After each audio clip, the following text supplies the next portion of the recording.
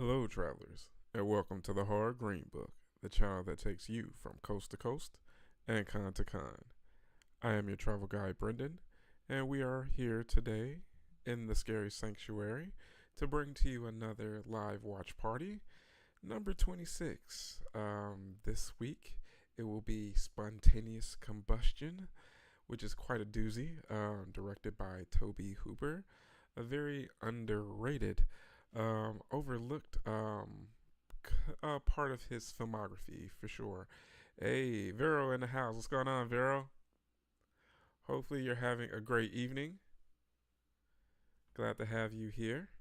Hey, we got Anthony in the house. What's going on, Tony? All right. Hopefully, you guys are in the mood for some Brad Dourif shenanigans. um, is a very fun film for sure. It's something that a lot of people haven't really watched a lot or pretty often. So this is going to be a fun one for a lot of people and for me to catch it with you guys. But before we get to that, we're going to do our drawing for the giveaway. But we're going to wait for a few more people to flood in. But we got Bumper in the house. Hey, what's going on, everyone? Hopefully, y'all can hear me and everything. First watch for you, Tony? Oh, cool, cool. Nice. Yeah, I was doing some fidgeting around with OBS for my reaction video. So just making sure the sound and everything is coming off well. So we got thumbs up from Vero. All right, cool, cool. Got O Restless in the house. What's going on, O Restless? All right, guys. Yeah. So let's just say we'll probably start, the film maybe around 40 past the hour, 45 minutes past the hour. But we'll let everyone come in, get set up. The link for Spontaneous Combustion is pinned to the channel, in the chat, I should say. But yeah, it's going to be a great night, guys. I've been looking forward to this like all week. So to have y'all in here with me is always a treat, guys. What does everyone have for dinner? I had some fast food trash. So it wasn't the best stuff. But I was in a rush. No, I didn't see AEW. I have to check it out. Ladies' Night is Tuesday. That's for disgraceful double features. So that's tomorrow, Bumper. Tonight's just the regular single watch that I get to choose, or I'll have the community choose. Going to order some Mexican after the movie? Nice, nice. That definitely works. Well, guys, while I'm thinking about it, we did have a giveaway for the previous vlog, which was for Trans World. And what I like doing with the giveaways is hiding them at different points in the videos just to give people incentive to watch all of the video, or most of the video, I should say. But we did have three very good entries. We had Bumper, we had Vero, and we had a new subscriber by the name of Mike Paul, who also did the the necessary things in regards to liking the videos. Of course, I know Bumper and Vero, you guys are subscribers, and you had to answer the question of who was your favorite horror director. So that's very cool. And Vero chose Toby Hooper, and it's a coincidence that Toby is the director for Spontaneous Combustion. So that's very cool. Hey, we got Lori in the house. What's going on, Lori? Welcome, welcome. All right, guys, let me change some things here, but it was fun doing the video for the reactions. That was a lot of fun, guys. Give me, let's see here.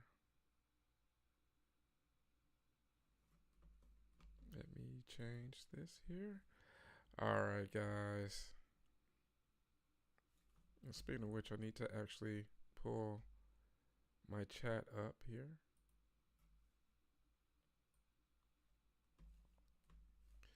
All right. All right, why's my chat looking so crazy right now? Hold on. Forgive me, guys. Give me a second.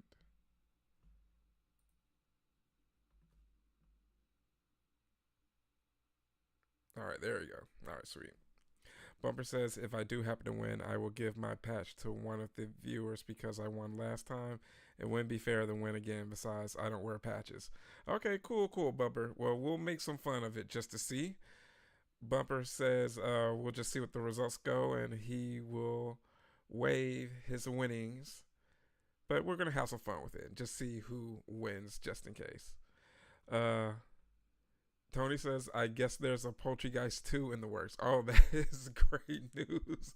With us watching Poultrygeist last week, that was, man, quite the crazy watch. That's a perfect way to start off our disgraceful double features last week. And this week will be a ladies' night tomorrow, which will be Maximum Overdrive and Blood Diner.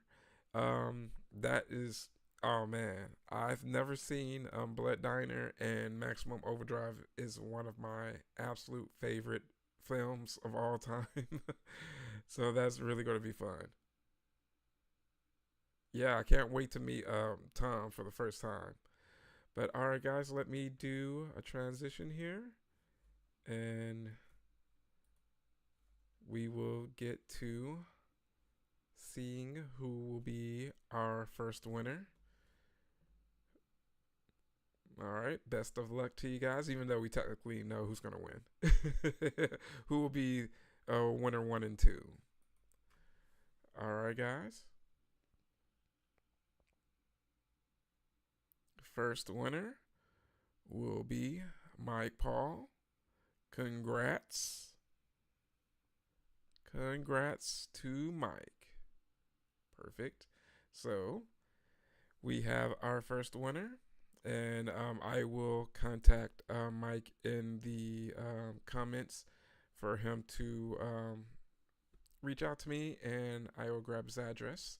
And the same with Vero, even though I already have bumpers.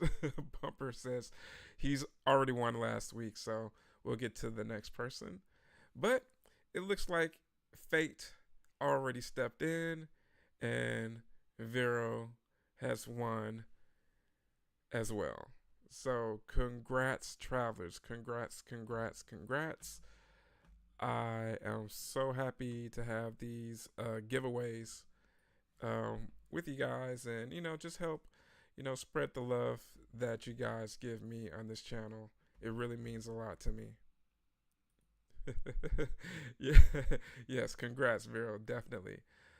Alan Rook just got added to Hollywood Show. Okay. Oh yeah.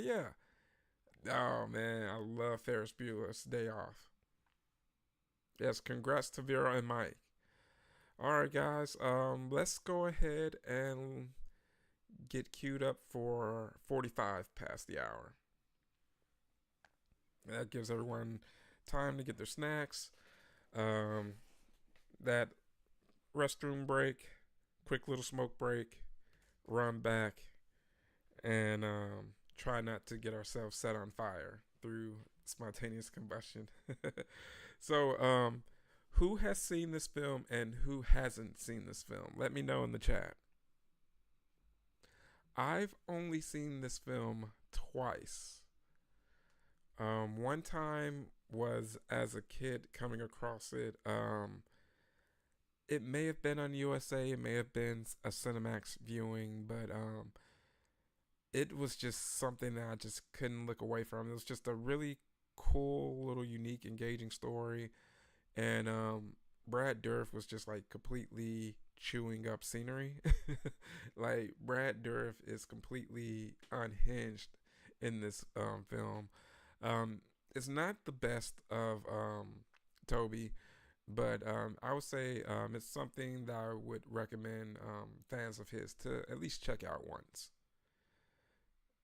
Yeah, it totally has Firestarter vibes, Tony's. It gives me that whole Firestarter scanners type vibe. Um, Bumper says he's never seen it. Yes. Okay. Cool. Cool. Lori has never seen it, and Vera's only seen it once, so it'd be great to rewatch. Yeah. Cool. Cool. And I think the second time I saw it was I would say maybe 8 or 9 years ago. Just randomly catching it with friends. They were watching it, and it was just cool. I don't remember much because I was a bit inebriated with that watch, so it would be like seeing it brand new and fresh all over again. Oh man, but it's gonna be a great week, guys. Catching this with y'all, and then tomorrow with the disgraceful double features. Um, I think Ghostface is on the East Coast, I believe. So we may start with her selection, which is Blood Diner, and then we'll do Maximum Overdrive, just so that she's not staying up super late to watch the film that she chose. Yeah, that's what I'm talking about. Yeah, yeah, yeah. This is gonna be a lot of fun, y'all. Uh, I am so excited. But again, I'm going to make sure to reach out to everyone. Vero, I'm going to send you a message, most likely on the Discord, and get your address and get that patch sent out to you. Tony says, I got a VHS of Blood Diner from Cinemax, but the damn tape doesn't work, so I'm stoked. Well, at least you got the VHS for decoration, right? Oh, and speaking of which, if anyone is interested in joining our Discord server, it is a growing community. I have just included the link right there. Hey, we got Happy Toys and Collectibles. We got Donovan in the house. Vero says that sounds good. Okay, cool, cool. Yes, if anyone's new into the chat, feel free to join our Discord. Great growing community of horror lovers of all types.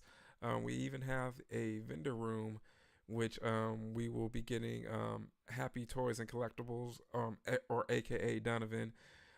He will be adding some listings for from eBay from his business. Also, we're in the works for something. We are very close to getting that started, travelers. I cannot wait to announce it for you guys. But it's something that him and I have been chatting about for the past couple of weeks. It's going to be great, great. Uh, Bumper I would, but it's a bootleg. Yeah, people do buy them. But hey, I get that with it being a bootleg cover. Hey, at least it looks nice, right? All right, guys, we're a little under 2 minutes before starting off. Speaking of which, I need to go ahead and get myself geared up. I didn't do that yet. Let's see, spontaneous. Oop. All right.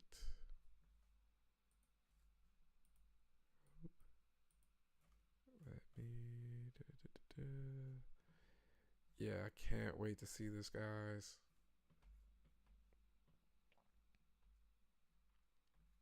And oh, and also let me show you guys the patches that you won. Again, one is an East Coast Hunters patch, and the other is a Midwest Hunters patch. So, again, congrats again to the winners. Cool little souvenir from Transworld.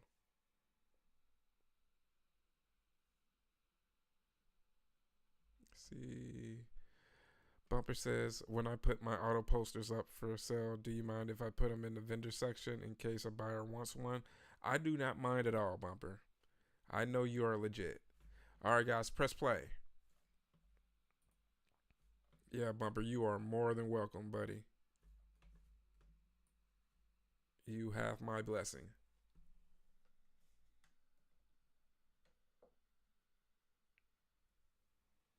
Yeah, so it looks like only me and Vero have seen this so far. But yeah, it definitely gives that fire starter vibe. Some of the fire effects are pretty good, and others aren't as good. I will tell you that. Unfortunately, this film suffers from being chopped to hell. There's a little bit of studio interference, and from what I hear, there's a director's cut. I'm not sure if it's an official one or if it's one that's like, just amongst the fans and collectors, kind of like how the Halloween Curse of Michael Myers producer's cut was out there. It was being bootlegged for years before it officially got out there. I need to actually do research into that.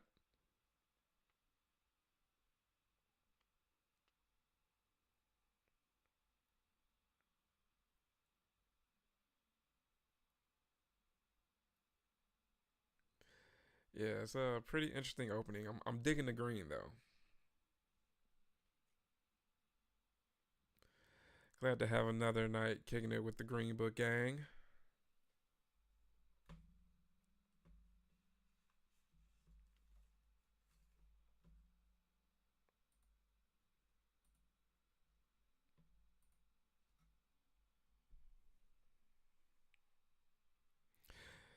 This is definitely the days of the super long introduction to the film.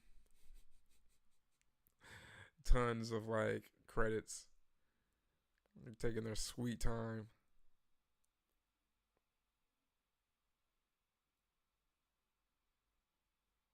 But hey, I never mind that.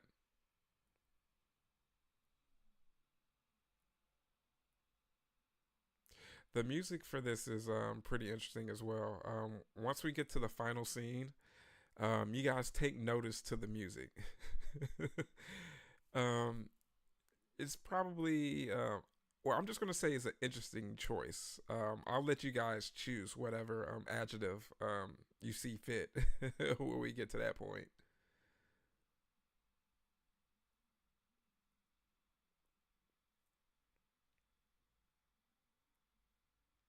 Got the red light going.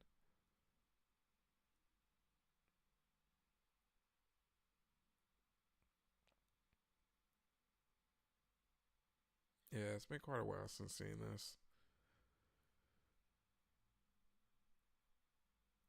And to be honest, I totally forget this is a Toby Hooper film. Um, every now and then myself. Like, even though it's a Toby film, I more so think of it as a Brad Dourif film because he's really doing a lot of the heavy lifting with this film.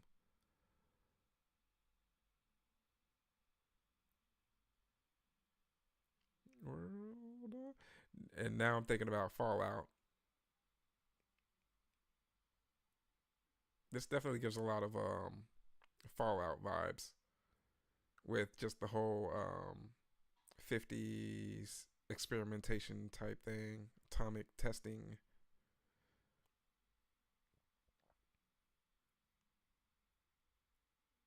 Oh, for real, Tony?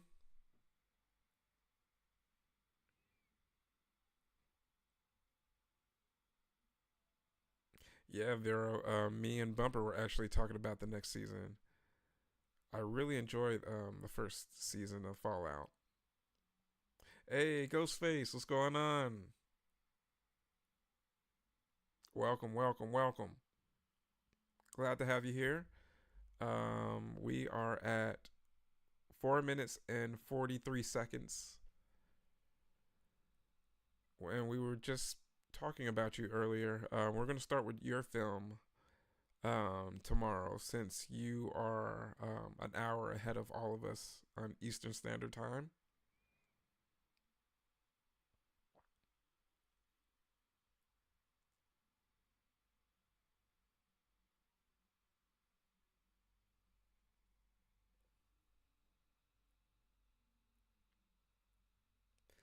Yeah, like there's just something about this whole type of vibe of like that whole like Cold War era. When you see like films like Matinee and everything, it's just like a whole feel.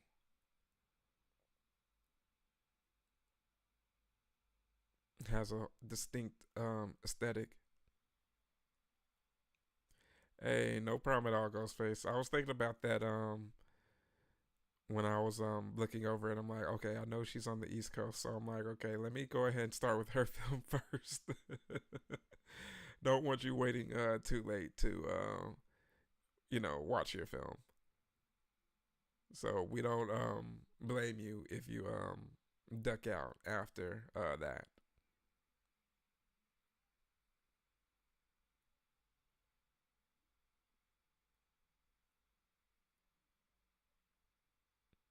Yeah, I love those cool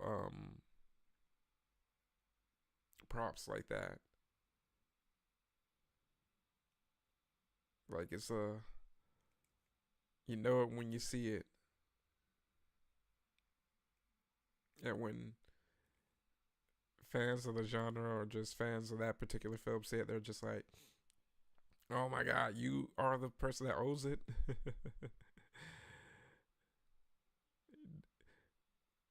Hey, I'm doing pretty good myself, Ghostface. Hope you're doing well tonight.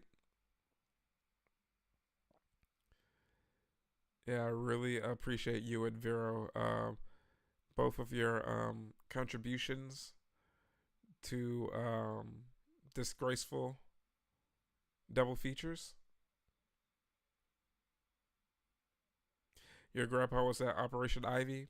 It was like the sixth nuclear bomb test. Oh man, that's crazy. Yeah, that's such cool history. Like especially being close to those areas. Like that's why I love like seeing like atomic liquors in Vegas. Knowing like its history that people would just go out there and hang out during like some of the atomic testing, and then being from Tennessee, knowing the history of like Oak Ridge, Tennessee. All right, let's see who's in the house tonight. That hasn't picked yet. I know we have Happy in the house. We have Toy. Okay, we have Happy. We have Lori. All right.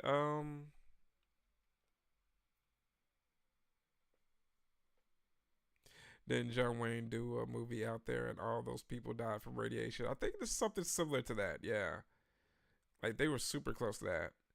And not only that, that makes me think of like The Hills Have Eyes, the remake, especially. All right, let's see. Lori and Donovan, Happy Toys and Collectibles. If you guys are still in the room, give me just press the number one button. Donovan and Lori.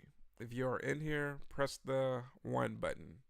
Because if so, I think we will probably go with you next week for the disgraceful double features if you're up for it. Okay, you're both here. All right, Lori and Donovan, if you guys are up for choosing a film for disgraceful double features next week, you are more than welcome to. Let me know if you're up for it.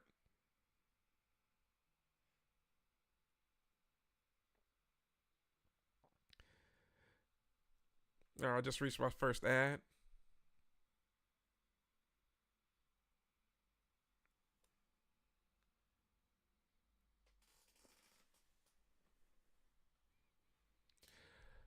Do, do, do, do. All right, Lori says she's down. Perfect. All right. We got our first contestant for next week. All right, we're seeing if Donovan's down for next Tuesday. And while my ad is continuing, um, basically, okay, Donovan says he's in as well. All right.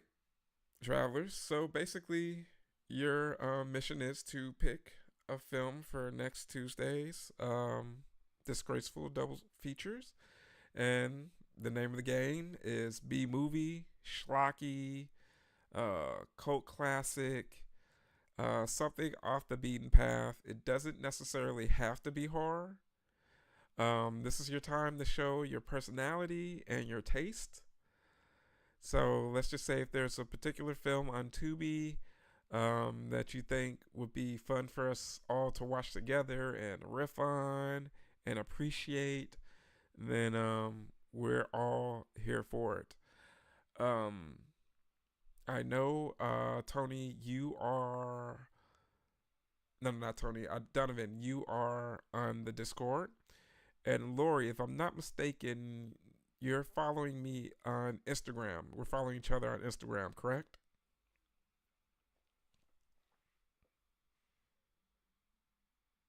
You think that General whatever was in the real military? It's where he's in Saving Private Ryan? Okay, yeah, yeah. Okay, I thought so. Okay, I thought that was you, Lori. Okay, sweet. So, feel free to message me your choice whenever you decide. You have until, let's just say, Friday of this week to get your entry in. Also, if you want any particular recommendations, feel free to ask. That's what I'm here for.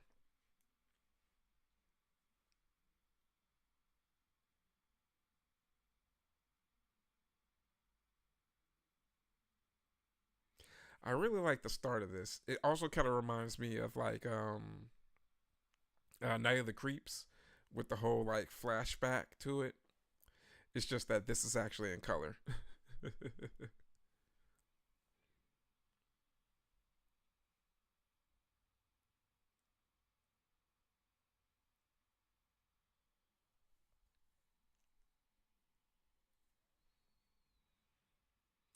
Yeah, I love Night of the Creeps too.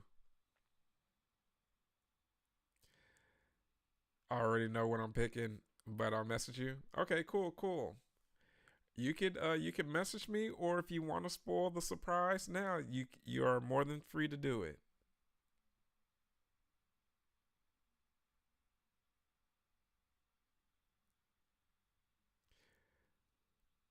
Yeah, I really like this one. It's not a perfect film, but I don't require a film to be perfect for me to enjoy it. For me, sometimes it can vibe off atmosphere and just a couple of good performances from a couple of actors. Yeah, he was in Saving Private Ryan. Okay, that's why I was like, he does look familiar.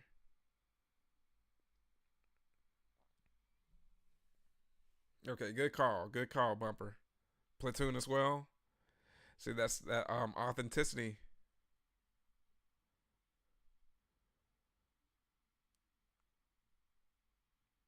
Look at those hairstyles.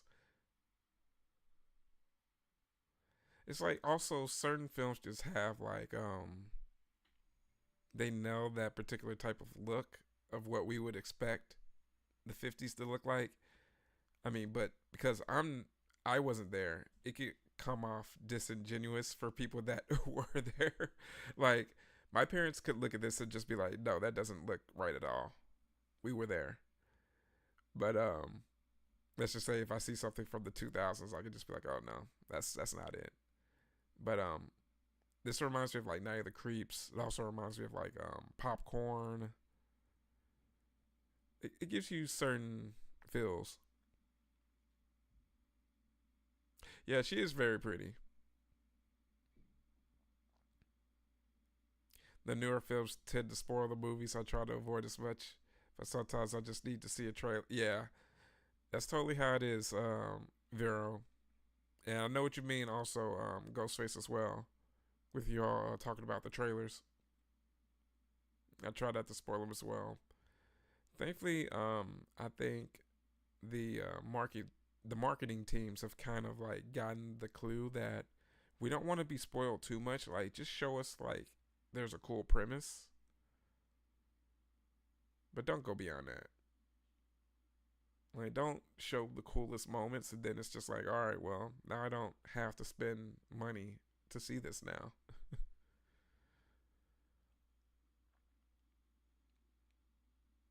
Yeah, I heard about that too, Bubber. I have knee jerk reaction whenever I hear stuff like that, but I'm gonna hold out to at least see how it's done.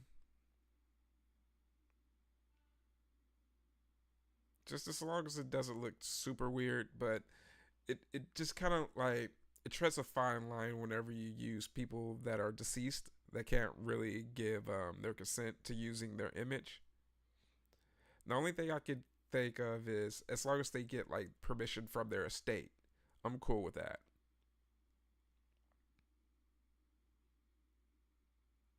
Because that way, their family can still get paid from it.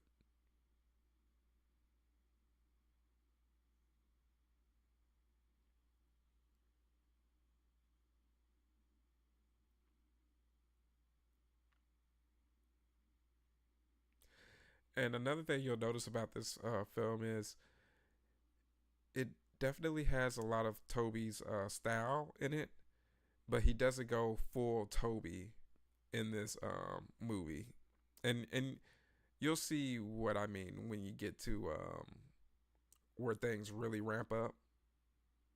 Like he could have really gone ramped up straight to 11, but um, I need to research the story. I mean, on whether or not it was just like the studios just meddling because it's so obviously chopped in certain aspects of this film. So I would love to see a director's cut if it is out there.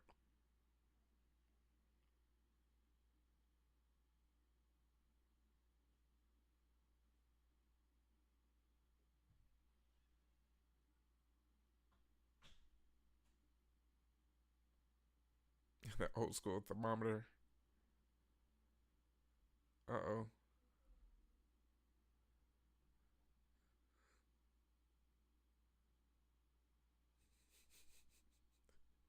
Not my schmoopy.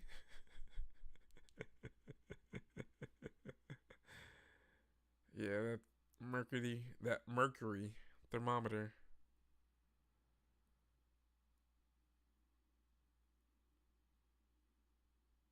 But you know what's fun though is the casting for this is so well because you can almost kind of picture both of these people getting together and being Brad Dourif's parents.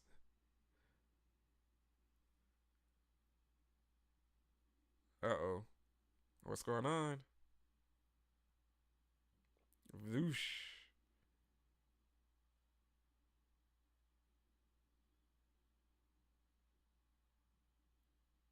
Mom and dad got a little too hot.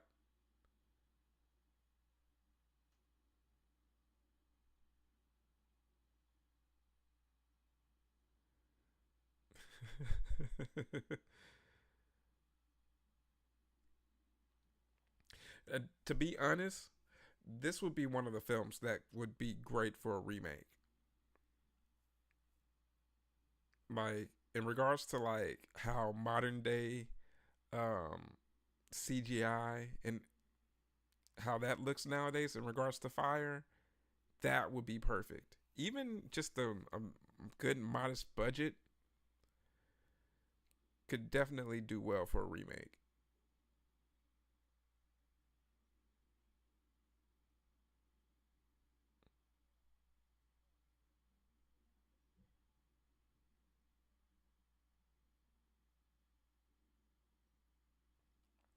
Yeah, People Under the Stairs remake. Yeah, I'm not sure how. I mean, it could be remade, but there's just like I don't know. I don't know how I feel about that one. Like I love that movie so much, but then again, I could see that not that many people really saw that film. It's not like it was a huge success, but I I'll withhold judgment. Yeah, the OG is so good.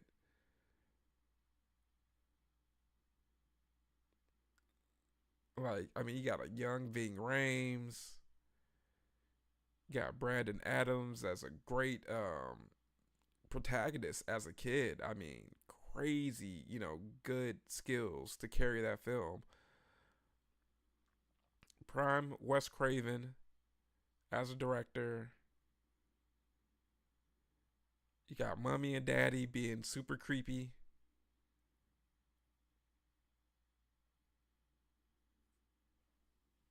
You met Roach? Yeah, man. I mean I love yeah, Roach or Sean Whalen. That's really cool. I heard a story of how he actually met his wife at a convention or at Scarefest.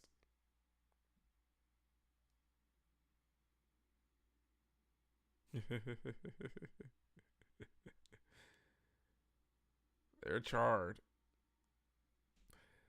I'm hoping that's not the case, though, wrestlers. I'm really hoping that's not the case. I'm gonna remain optimistic. That is some very precise surgery there, doctor.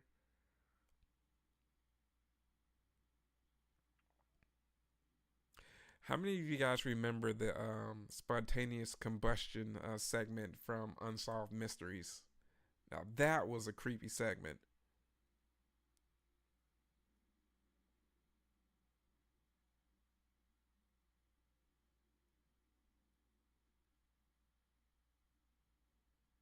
Oh, we got some young Brad.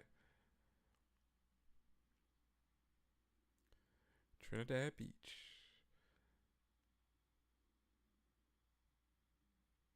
He was serving sandwiches at Costco, and he said he covered for his cousin that missed work that day, and surprised I knew who he was. Oh, cool, cool.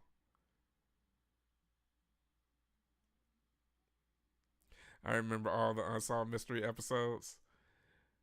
Unsolved Mysteries was a must.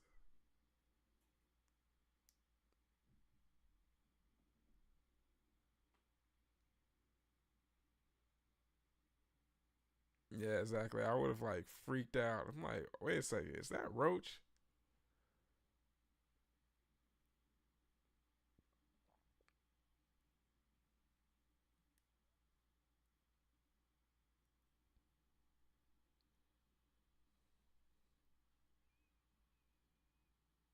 Yeah, I guess you're not getting that part, buddy.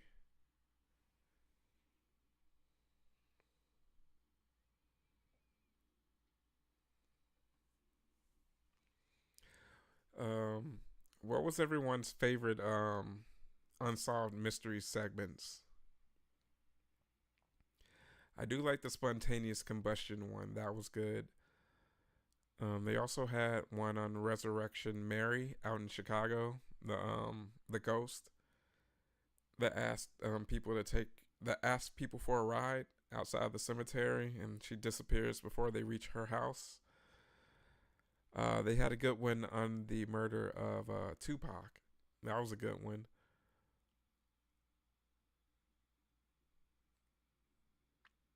I was with my ex fiance at the time, and she bet me it wasn't him. Guess who paid for groceries that day? Hey, I like those odds, man. I'm like, yeah, that's him. The Shroud of Turin one, yeah, I remember the Shroud of Turin one.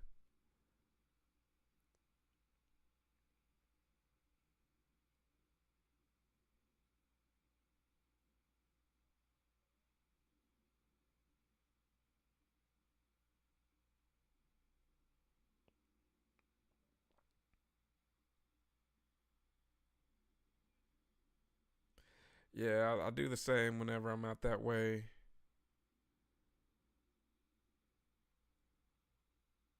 It's like I pass by that that light pole that's kind of like a memorial, a makeshift memorial at that intersection.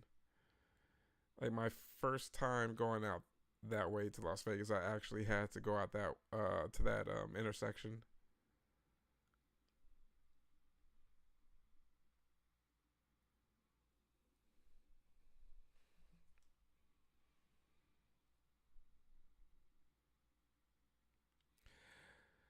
What do you guys think of Dewey returning to Scream?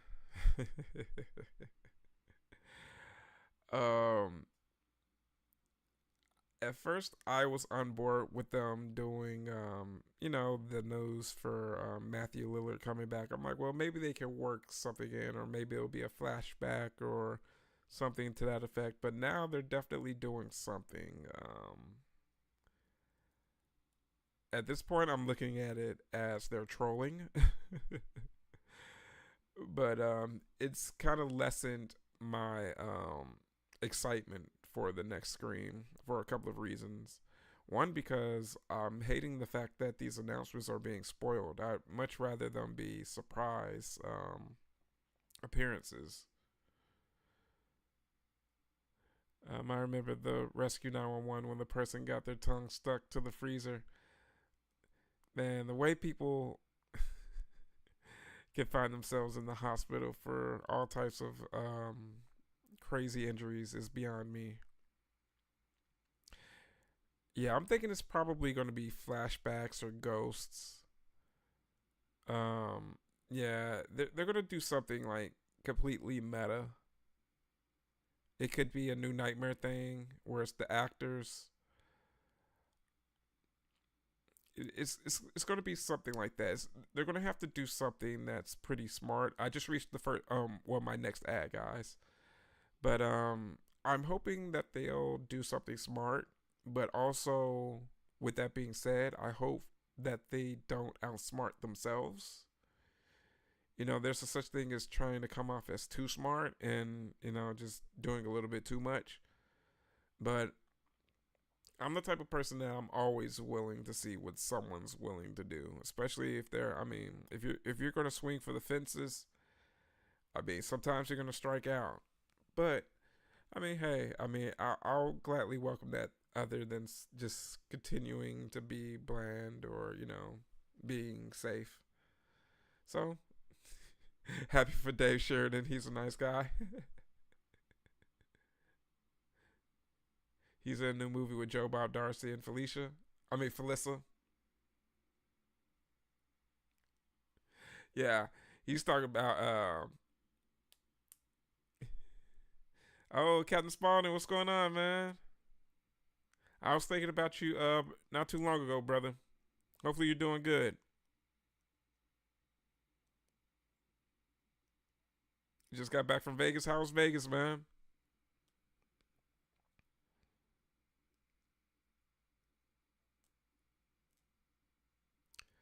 What did you get into in Vegas, man? Speaking of Vegas, I'm very saddened to hear the news about Nightmare Toys closing down their brick and mortar store. That was one of my home away from homes whenever I was in Vegas. But they're going to continue on with taking online orders and everything.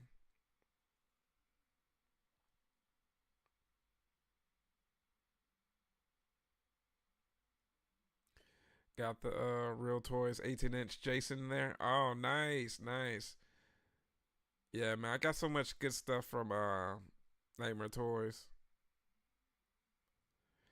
Thanks so much, Captain Spaulding, man. I appreciate it, brother. Like, seriously. Like, all of you guys are so nice and like such great people, and that's what I was hoping for. Whenever I was doing my YouTube channels, um, it's getting closer and closer to 2,000 subscribers. I mean, I totally had all the faith in the world that I would still probably be stuck at less than 100 subscribers. So the fact that Up close to 2,000 is great. From a lot of my favorite YouTubers, they said that I'm actually doing better than what they were at this point in their YouTubing careers. So um, it's very, very inspiring. Yeah, man. And I kind of had a little bit of an inkling that that may have been a case where I had a subscriber say it that said to me that Nightmare Toys was closed when he went by there maybe a couple of weeks ago. And I found that a bit odd because it was just during a time when they would normally be open. So I'm like, well, maybe it's just a temporary thing. But when they put that post up on Instagram, I knew it was real, and it hurt my heart.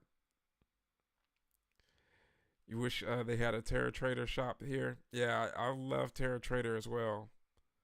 I love all my horror stores across the country. I love Terra Trader. I love Atomic Horror out in Orlando. And I bet that was a long drive. How long of a drive was that, Captain Spaulding?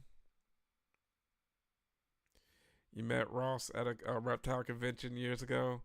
Wasn't sure it was him because of where we were. Said hello and asked if he had been on Are You Afraid of the Dark. Was him. He was very nice. Oh, that's cool.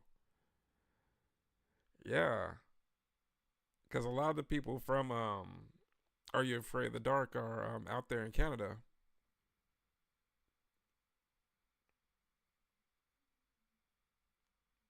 Yeah, convention coverage does get a lot of tubers views. I'm grateful for that, especially when you go to like the bigger ones like Horror Hound, Spooky Empire, um, Monster Palooza, Texas Frightmare, etc., etc. And even when you mix it in with the smaller ones to kind of give people an idea of what else is out there. Yeah, that was pretty sad to hear Captain Spaulding about that. He answered all your nerdy questions. That's always great when they're nice like that. Hope you sick. Hope your kid gets better soon, Donovan. You have the stream going, listening to it. Hey, I appreciate that. With you sticking around. I know how that can be with trying to take care of family obligations. But I really appreciate you being here, man.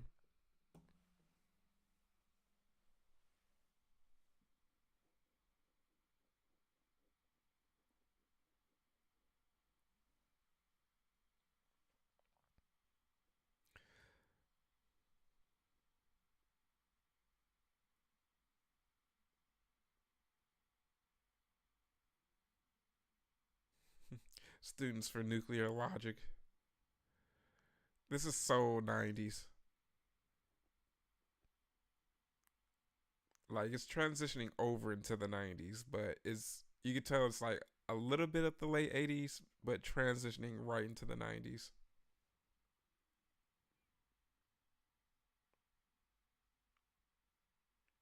It's so crazy like seeing this and like whenever you see like Fiona do the flashbacks in Chucky as her dad as Charles Lee Ray, and how they basically just do like a little bit of makeup, just a slight little bit of makeup and a little bit of the work on her nose.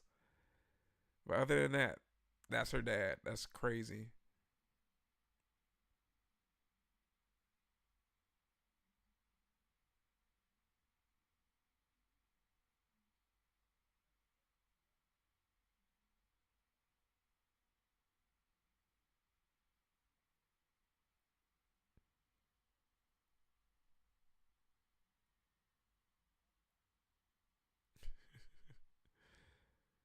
It's always someone that doesn't like listen the first time. Like, no, I don't smoke, dude. Oh, I forgot to give you guys a timestamp. I'm at like 32 minutes and 57 seconds. Fiona laughs like her dad, totally laughs like her dad. And if you ever see Fiona at a convention, her laugh fills up the convention floor. Like if you are like anywhere, let's just say 2 hours over from Fiona, you will hear her laugh, and she laughs so loudly and genuinely that she has like one of those types of laughs that when you hear it, you can't help but laugh too. Her laughs like Scout Taylor Compton's. Like with Scout's laugh, she has like one of those really cute laughs that's like so enthusiastic that you can't help but laugh as well. So I haven't met her in person just yet. I've been tables next to her, and I've seen her engage with fans, but I'm hoping that I'll get her autograph this year. The time that I was expecting to get her autograph, I had to choose between her and her dad, and I'm like, let me go ahead and go with the old man first. Fiona has a lot more time, hopefully, than the old man to get her autograph. So let me go ahead and get Brad's. Yeah, I love Scout. Scout is like so sweet. So I love that she comes down to Texas a lot to hang out with Danielle.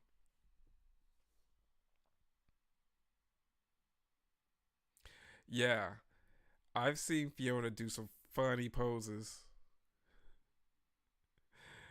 She's hilarious. She's one of those people that definitely makes you feel like you've known them for years.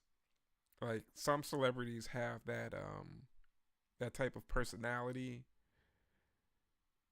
about themselves to where you just meet them and it's just like wow. It really does feel like a legitimate friendship, and those are the type of people that you want to see over and over again. Where it's just like, man, I don't have a need for another autograph, but maybe I'll just spend $25 just to get a selfie with them, just to get a couple of minutes, just to chat with them, you know, just to get some extra time with them and have a quick conversation. I know that's like that with her. It's like that with like Shawnee Smith. A lot of people love taking pictures with Shawnee Smith because Shawnee will do like 6 or 7 different poses with people. I haven't met Shawnee yet, but a lot of people that I know that have met her, they all have had that same wonderful experience. Of course, Melissa Barrera's like that as well. So I'm hoping to meet her again as well. 'Cause she's a very fantastic celebrity. And Shani, for a lot of people, well, for my friends that run the Houston Horror Film Festival, they told me how she is behind the scenes, and um, she is totally wonderful to be around. Very chill, but also a lot of like personality as far as like being fun.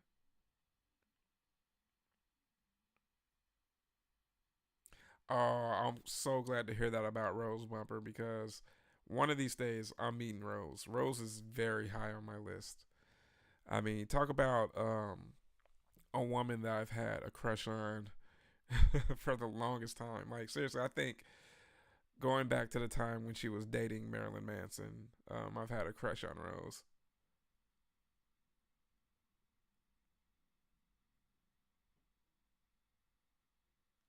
Yeah, I'm telling you, Tony, it is so surreal.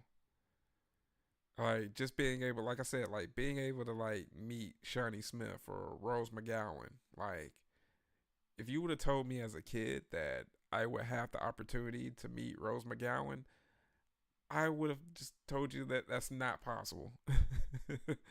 And then not only that, but to meet them and then you find out that they're really sweet, they're really cool, and you know the fact that I mean, in some cases, they actually meet people at conventions and become friends with them because they're just like, oh man, they're so cool, and you see them at enough conventions, and they're just like, oh, I remember you, and next thing you know, you're friends with one of the celebrities that you've grown up watching, or had this attraction to, you've been drawn to. You haven't met any heroes yet. Maybe Robert England. I get that old restless. One of these days. One of these days. She's great in Doom Generation. I have to check out Doom Generation.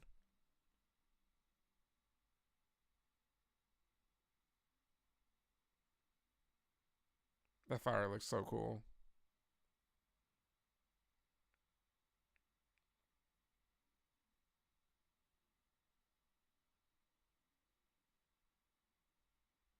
Mixed in with the whole family films look.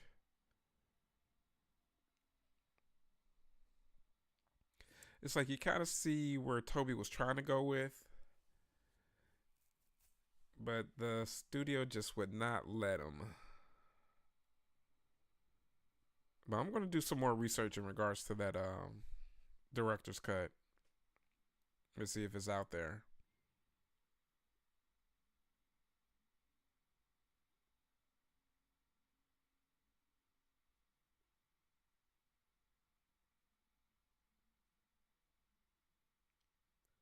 Things are going to get more and more unhinged. Just wait. The sweatier Brad Dourif gets, the better.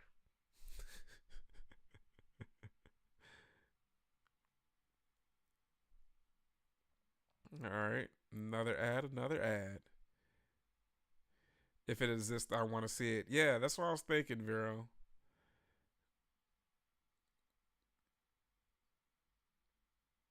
I was doing a little bit of research after I was coming back from St. Louis from Transworld, because when I went to the Headless Bat, they were showing this on the TV, and I was like, you know what?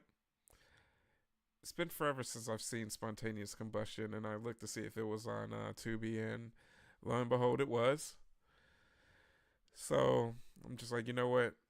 I need to watch this with the travelers. We need to watch some Brad Dourif getting pretty out there, like very Exorcist 3 levels of getting out there. Doom Generation has a good tub scene. Okay, I'm sold. I mean, it doesn't take that much more convincing other than tub scene. I'm a simple man.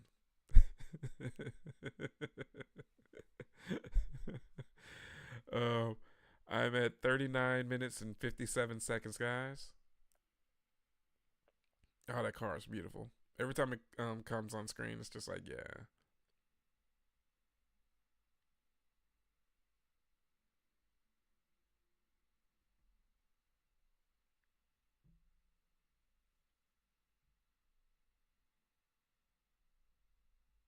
It's a very nice transfer.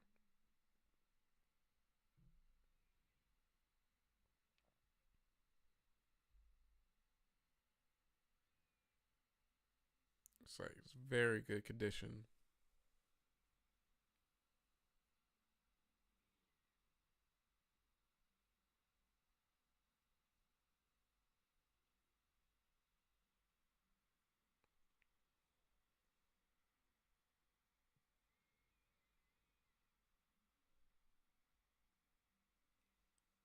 It's so hard not to hear him talk in this role and not hear a little bit of Chucky.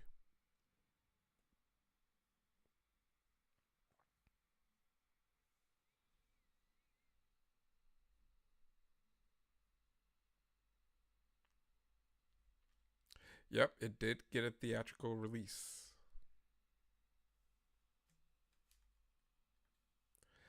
I think, hold on, I think it got buried because it came out the same week or around the same time as something else. Let me double check.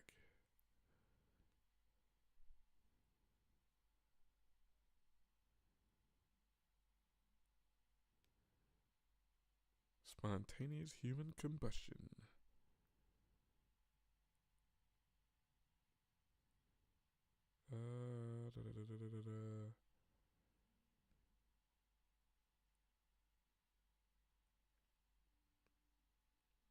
see. Box Office Mojo.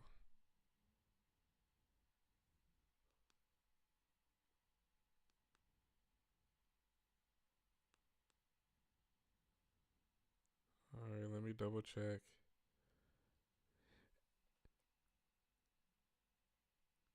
Yeah, it had a small release.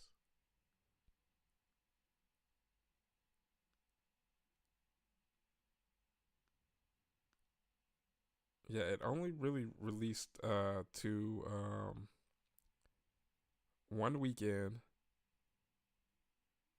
50 theaters.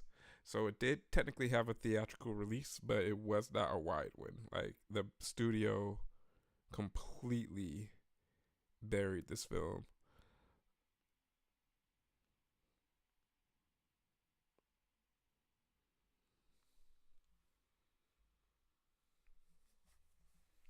Yeah, really. Yeah, I love this light up phone. Oh my god, this phone is another one of the iconic things about this film. But yeah, this made more of a run on TV and cable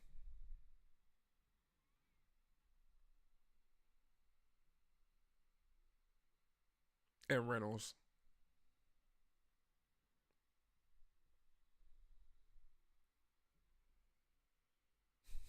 Calling the psychic from your pink light up phone.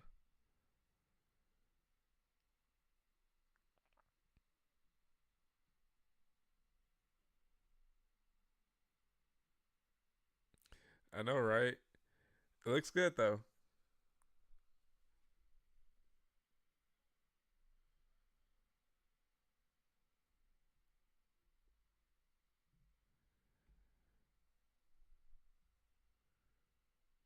It's like, yeah, man, you may want to put something on that. That is total prime, like late '80s decor.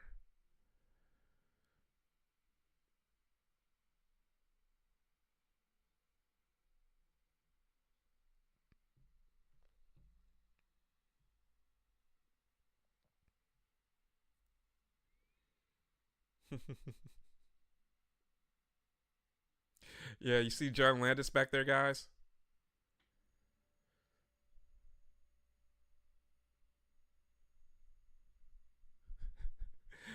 Yeah, every time I see this, I forget that he's in this.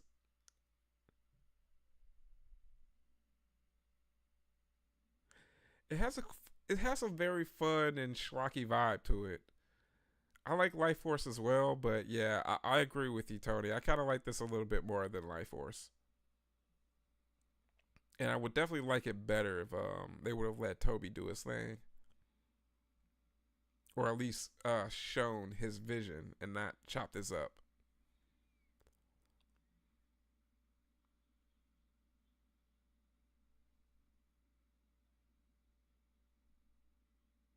All right, we're getting all right. Brad's wrapping things up. This is where things start to get really enjoyable.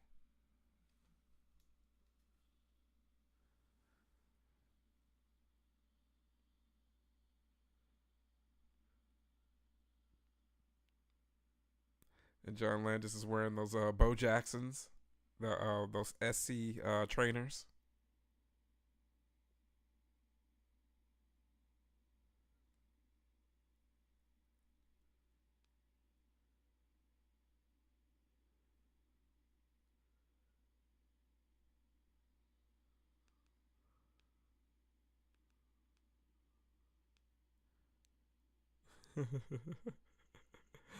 I love that. I just had one of my good friends, Bun. She messaged me that the live stream made the way to her home screen on YouTube. So she sent me a picture. I was just like, oh, that's nice. Yeah, Bo knows.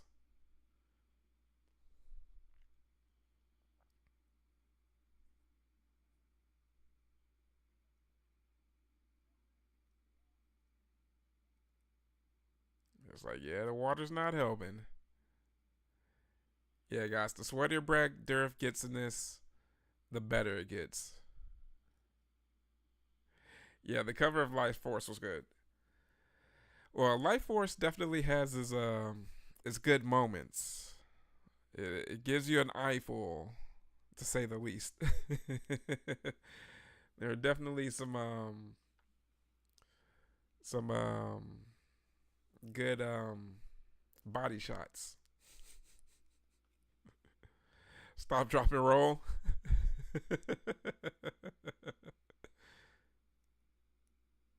Yeah, the old school artwork and trailers is the best.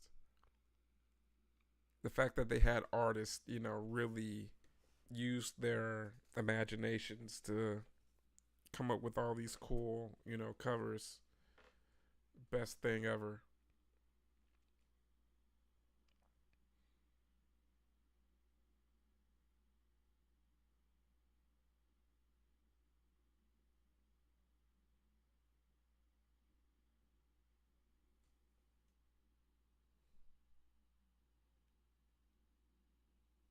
He's alone.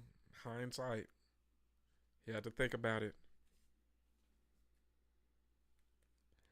Let's see what she said. That's so funny.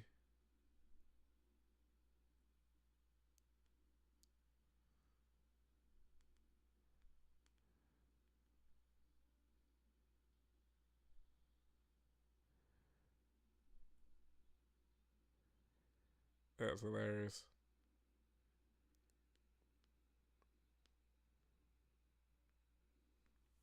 He's like, oh, you think Fright Night's your favorite artwork?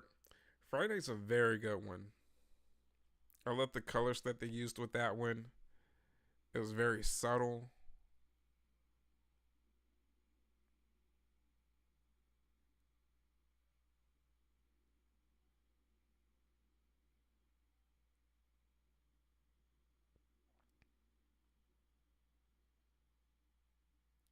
All your life. That's how the trouble starts.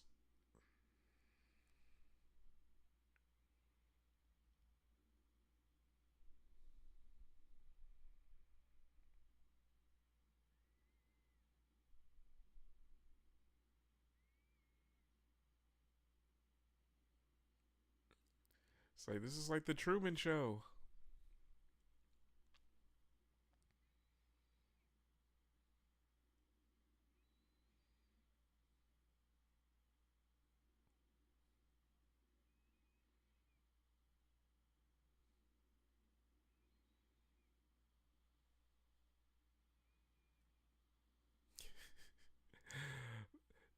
Yeah, I like that fire effect. That was a pretty fun one. I love how the fire effects are literally a varying degree of how good they are. Some of them are like completely pitiful, where they're just like, guys, were you even trying? And others, they're just like, wow, now that was good.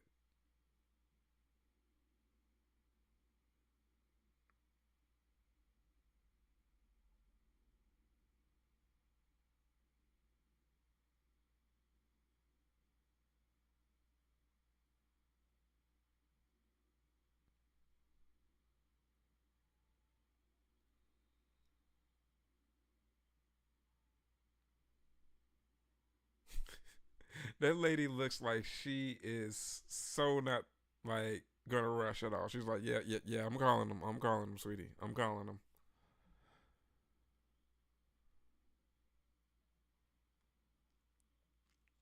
Yeah, she must have took them. She must have took him to county or whatever is the bad hospital in your area. It's funny how no matter where you live, there's the good hospital and there's the bad hospital that you don't want to go to. Yeah. Brad has definitely seen better days.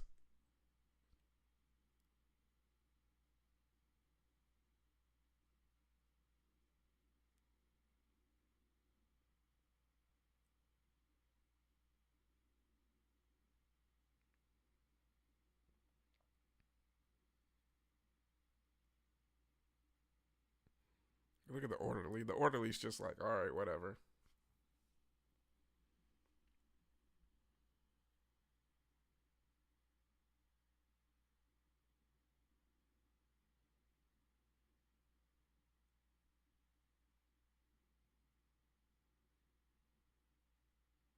It's like, I got something to make you feel better.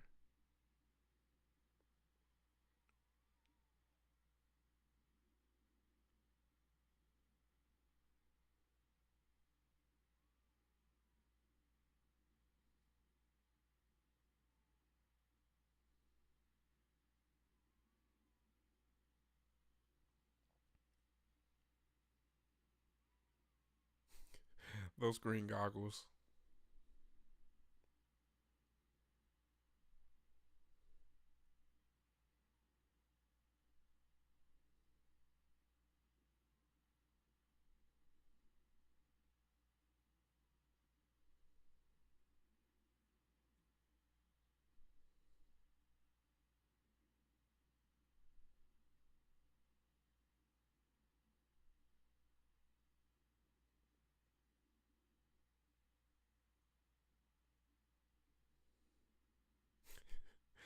Homeopathic. He's going the natural route. And by the way, guys, if you haven't hit the like button, hit the like button.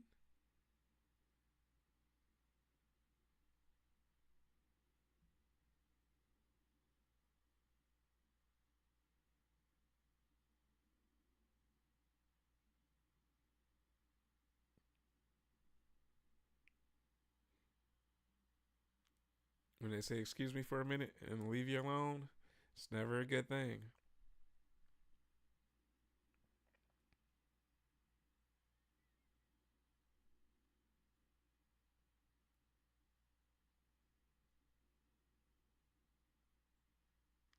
That's the time where it's just like, all right, it's time to leave.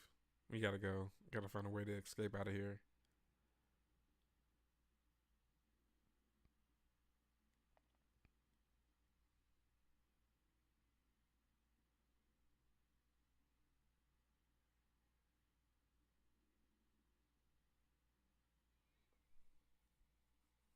Man, I so much look forward to these movie nights with you guys. It's really fun to be able to do these.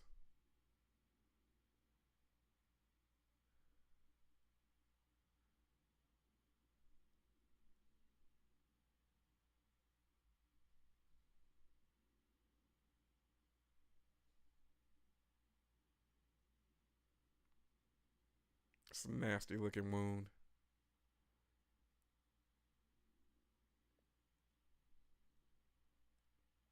Yeah, guys, I really do look forward to it. And I will be working on a brand new video for the channel tomorrow.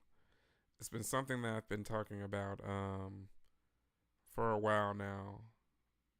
If you've been someone that's been tuning into our live watch parties for at least a few weeks now, you've definitely noticed me talk about this subject for at least a couple of weeks now. So I really look forward to finally getting that out. I'm just trying to try different new content ideas and things to just kind of expand the channel and just reach all types of different people out there and just try to help them as many ways as possible. I agree, Vero. It's very fun to be able to just like kick it with you all, watch a movie or two, um, sharing some laughs, sharing some frights.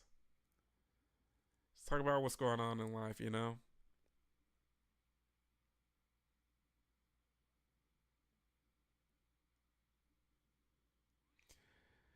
Just got through this ad. This was for Breeze.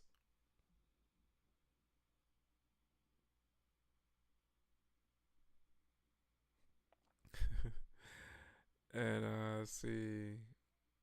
This commercial's pretty funny. Hold on. This one's about hockey players needing dentistry.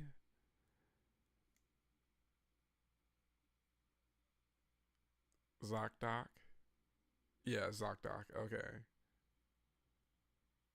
that's a pretty fun commercial. Okay, I'll give him that. Plus, all the movies are great. Yeah, I agree, Tony. Having great movies, that helps out a lot, especially when there's a good mix of films that you have and haven't seen before.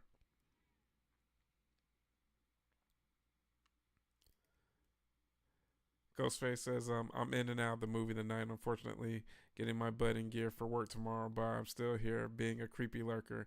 No worries at all, Ghostface.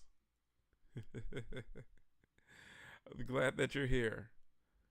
Just like with Donovan, I understand when you guys have to take care of other things, but the fact that you guys are here, helping me get those extra views and extra hours on my YouTube channel, that helps out a lot. You guys' support, it's great. I am at 56 minutes and 54 seconds, Tony.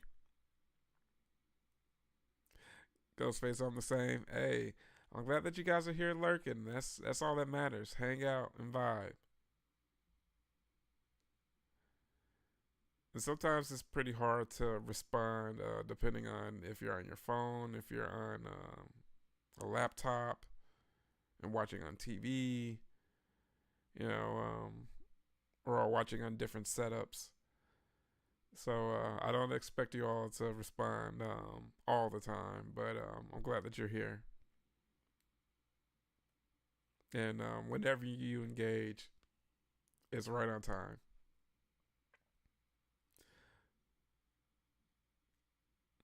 Oh, John Landis got it.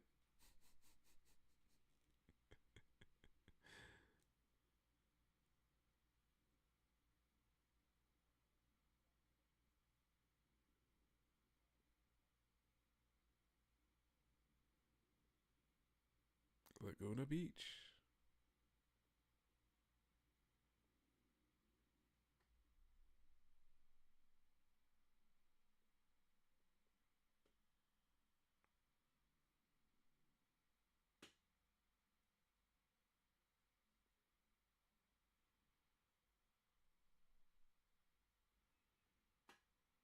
All right, now it's starting to look very reanimator-ish.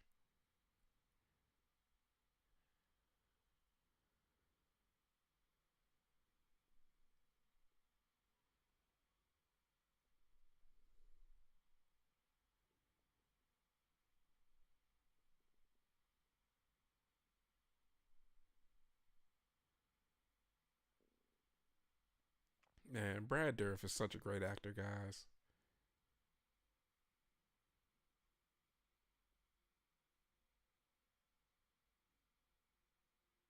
The fact that this guy has had a career going back to One Flew Over the Cuckoo's Nest. He's been involved in just so many different things, like being in Blue Velvet, being in the Child's Play series, um, Lord of the Rings. Um, geez, he was in a Spike Lee film. He was in Jungle Fever. He's had quite a filmography. So it's never a bad sight to see Brad Dourif in a film.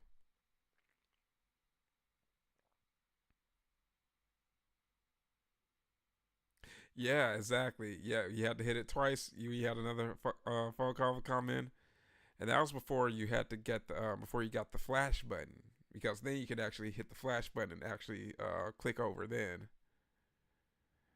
yeah, I remember that. Yeah, Cuckoo's Nest is awesome.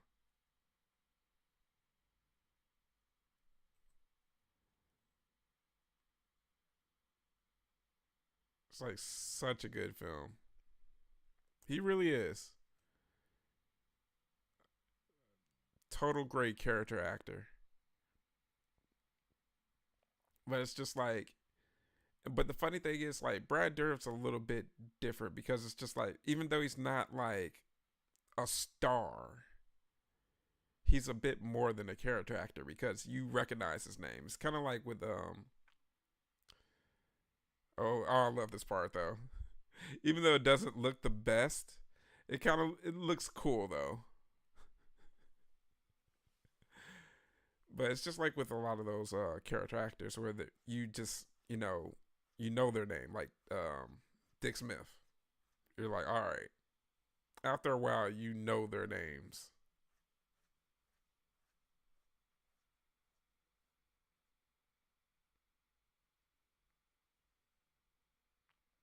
Yeah. So if I see Brad Dourif on a cast list, it makes me want to check it out even more.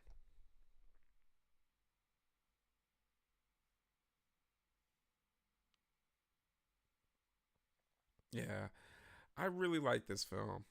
I mean, it's totally not perfect. It's not Toby's best, but it has something to it.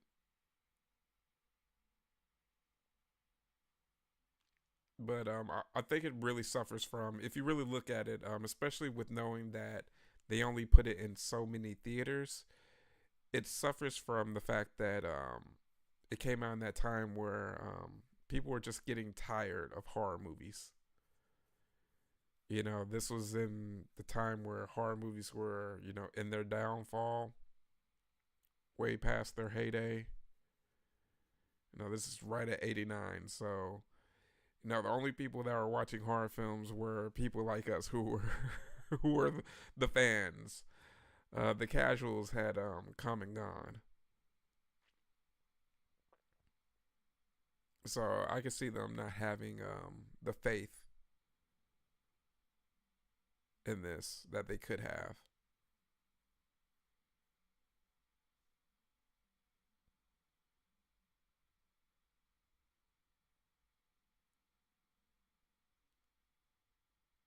Yeah, reminds you of Spellbinder. Yep, yep. It just happened to come out at the wrong time.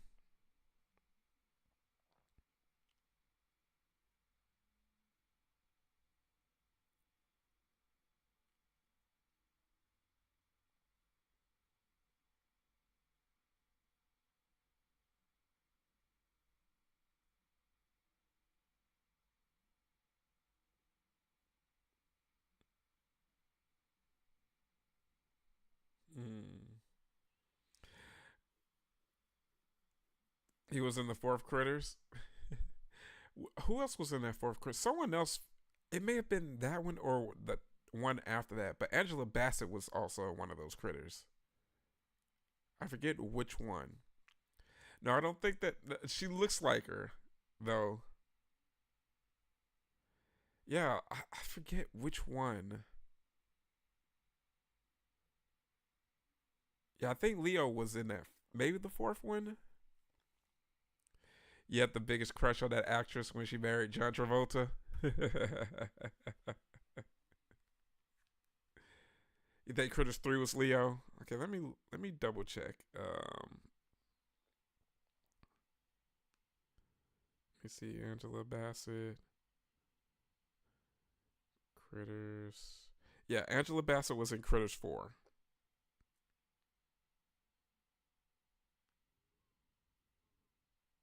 and that's actually on Tubi as well. we we may have to do some deep dives into Critters, guys. Yeah, Brad Dourif was in Critters 4 as well. So, yeah,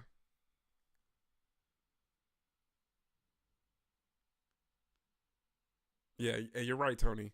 Uh, Leo was Critters 3. Yeah, guys, we may have to go ahead and do a Critters retrospective because I know they have Critters 3 and 4. Let's see if they have Critters 2. They have Critters 2 on Tubi. Let's see if they have the first one. They have all of the Critters, all of the Critters films, or at least 1 through 4, on Tubi. We may have to make that a all day watch along one day.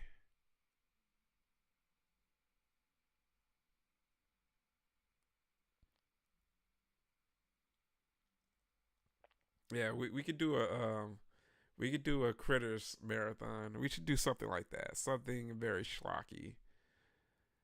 So maybe one of these days we'll do like a special marathon on a weekend where it'll just be a little bit easier. We'll choose a time where people won't have to worry about work or getting up early.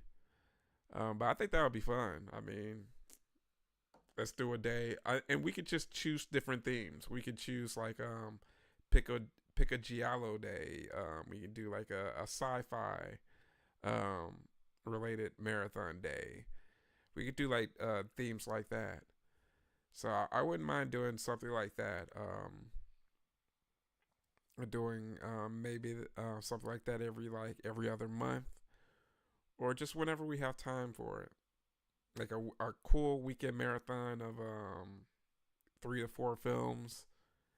I think that would be dope, honestly, and I'm totally down for it, guys. So if you guys are down for that type of fun, I'm down for that type of fun. All right, Lori says she's down. Tony's down. Vero's down. Okay, cool, cool. And I'm pretty sure Ghostface would be down as well. Ghostface is getting ready for work. And I'm pretty sure Bumper would be down too. Yeah, just order some food. Make sure the drinks are stocked up.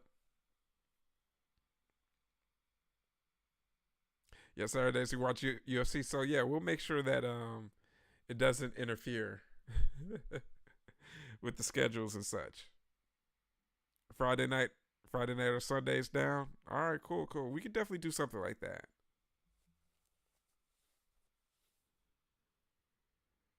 Yeah, let's definitely do something like that, y'all. And it wouldn't be something that's like super often, but something where we could just get together and make it a cool little occasion, special event. Hey, TCCK gaming in the house. What's going on? Vero says Friday looks pretty good. All right. All right, we may be able to do that, guys.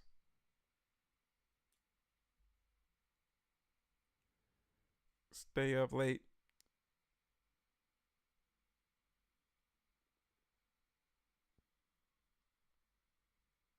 How's your dad's watch? And if you need a timestamp, TCCK Gaming, we are watching Spontaneous Combustion. The link is in the chat, and we're at 1 hour, 8 minutes, and 40 seconds.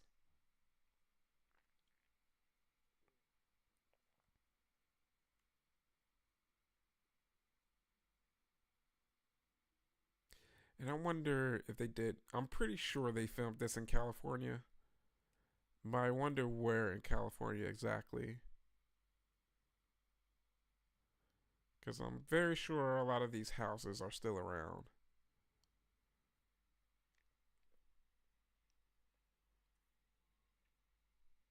Speaking of which, me and Bumper are chatting about going to some filming locations when it comes around Monsterpalooza time. Yeah, it definitely looks like LA.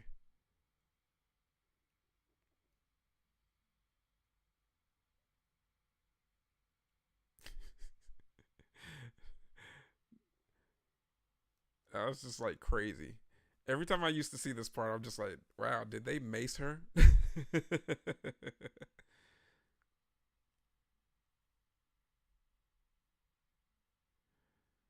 This dude's trying his best to look like Scorpion right now.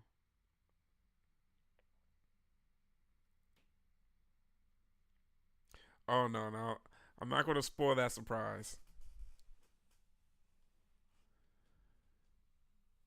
Yeah, just know that we're cooking up something, travelers. We're definitely cooking up something.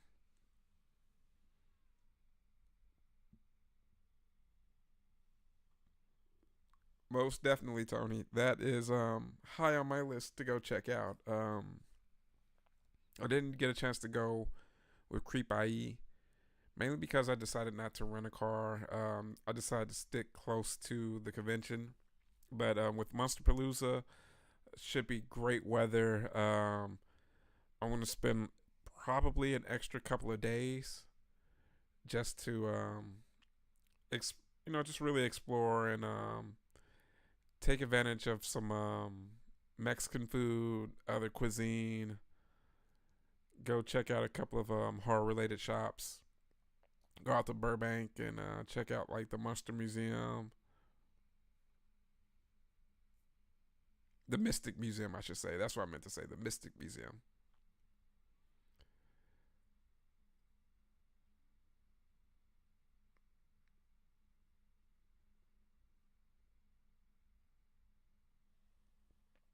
All right, waiting for this next ad. This probably will be my last ad.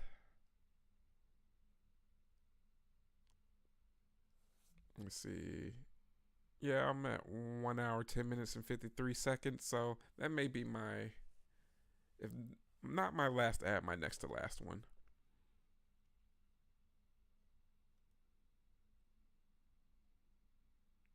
Yeah, I want to see that house, but I really hate what that owner has done to kind of obstruct the view of the house for fans, which I don't get because it's just like,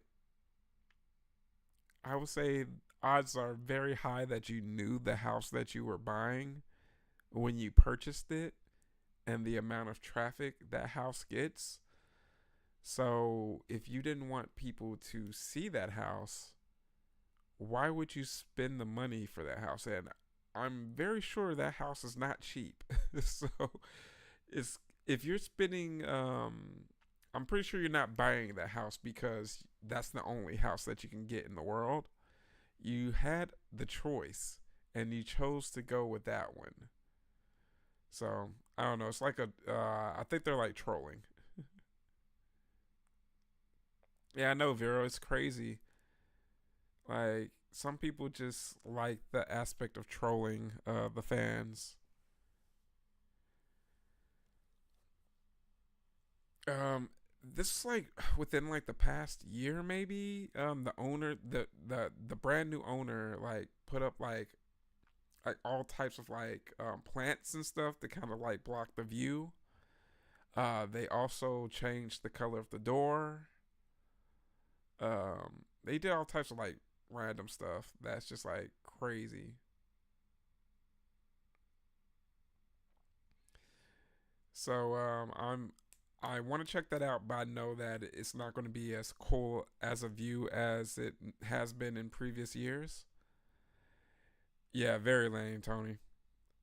Bumper, yeah, I'm with you on the Amityville Horror House. I'm glad that Michael and Jessica did that video where they went to go see it. But those neighbors definitely protect that house and that neighborhood. They do not want anyone that doesn't live in that neighborhood going around there. So I definitely applaud and salute Michael and Jessica from the Grim Life Collective for doing their journalistic duty and bringing to us that awesome house. And even though they've changed bits and pieces of the house, yeah, the real murder house. Yep.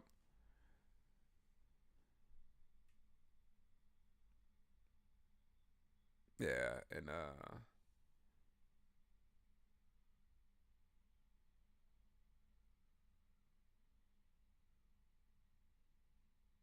yeah, it looked pretty cool. I think there was unsolved mysteries on the Amityville murders.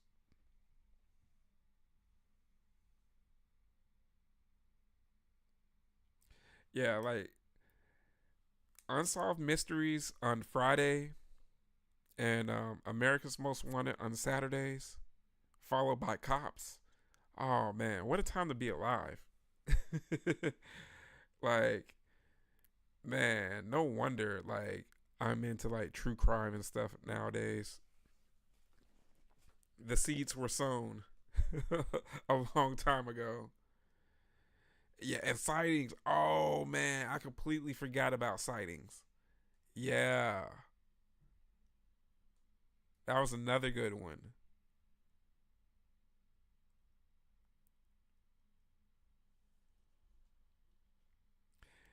Lori says that was her whole lineup. Yeah, I know, right? You get a little bit of that, and then you watch a little bit of Snick or some TGIF. Like you had to kind of like navigate how things were going, depending on the year and what was going on and what was being shown on TV at that time. But there were certain mainstays like Unsolved Mysteries, Cops, whatever was on Snick or TGIF. Yeah, that intro. Yeah, that intro.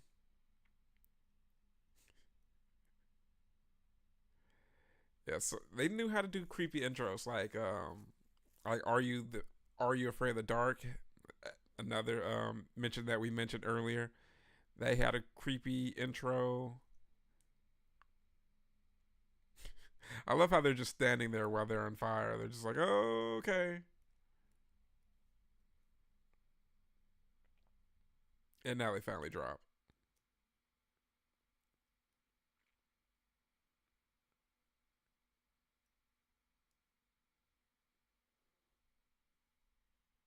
Smoking.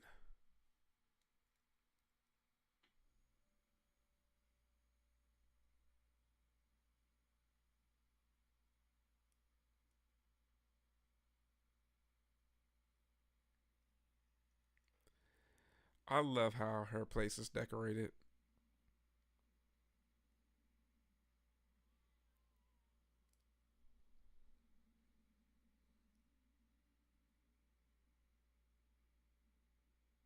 Just call fire marshal.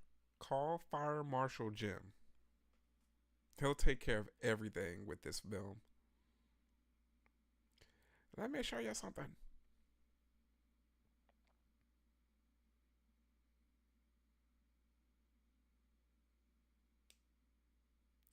Yeah, one of those neon phones, bumper. Those neon phones are cool. This was the era of having like incredibly creative and cool phones. Like you had like the burger phone, you had like the football phone, you had like the Snoopy phone, yeah, all types of cool phones during that time. I remember I wanted as a kid I really wanted one of those car beds. The Jersey, oh my gosh, the Jersey Shore phone. Yeah, the Garfield phone. Yeah, you got to have the Garfield phone. Yep. Yep.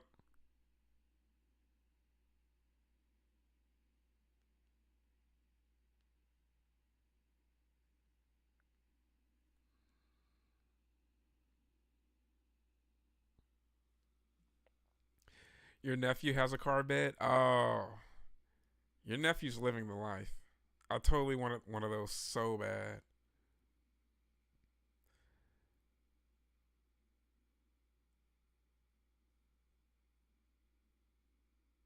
Those look incredibly cool.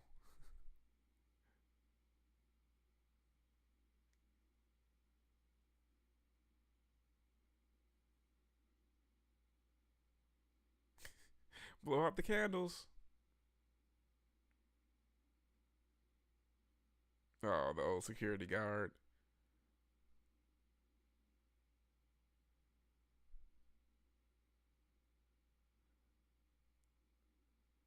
Look, man, it's not the time to want to do your job. You're not getting paid enough for this.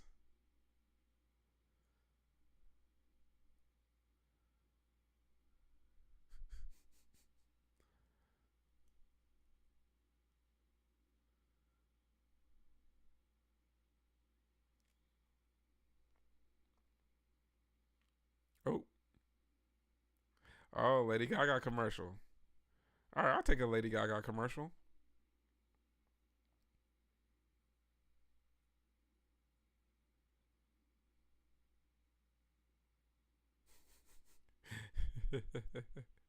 Tear me apart, please.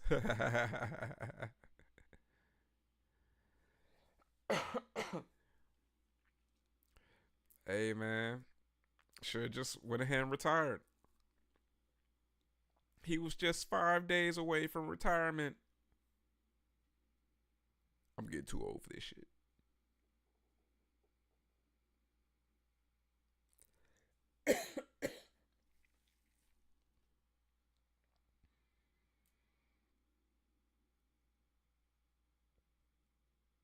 Looks very phantasmy right there.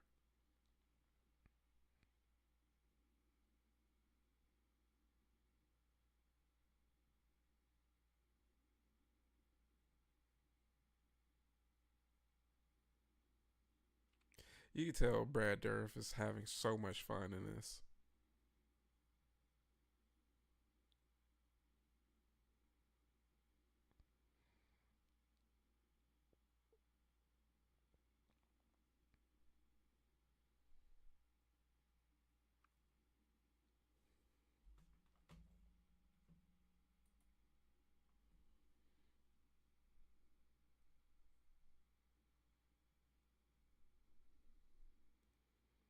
He's smoking.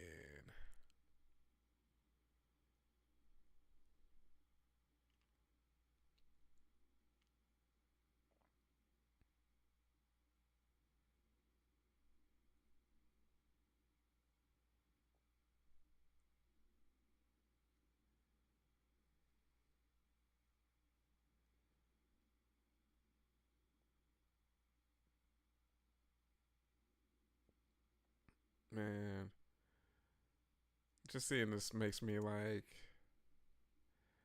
really regret that I never got a chance to meet Toby Hooper.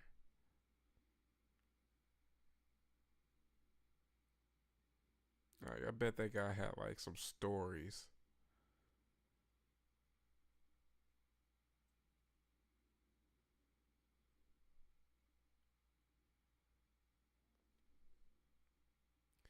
Yeah, Toby just seemed like one of those guys that really, really enjoyed directing.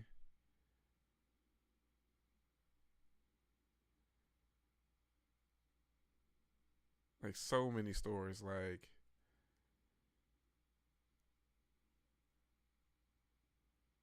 I'm like I'm of course fascinated with Texas Chainsaw Massacre, so I would love to know like everything I could possibly learn about the production of that movie.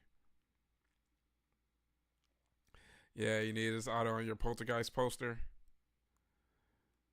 Yeah, he's a glaring omission on my Texas Chainsaw Massacre poster. Yeah, I have three very big omissions from my poster that I'll never be able to get.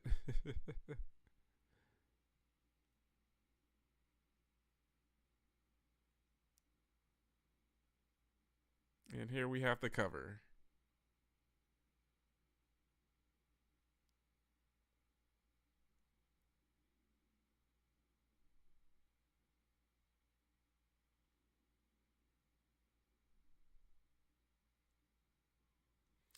But I just saved it, that's all.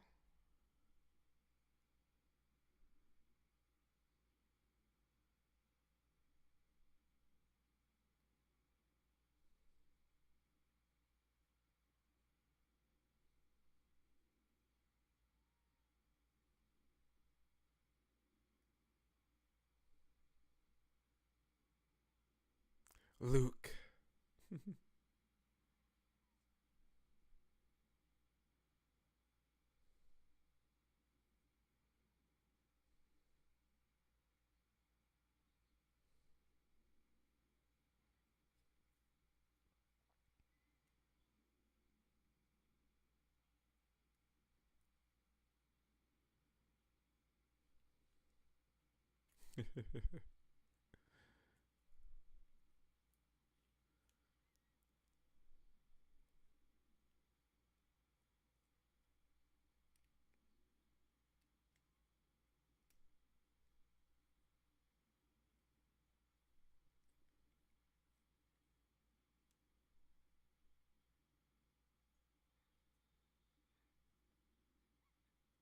I said, no, keeping the experimentation going.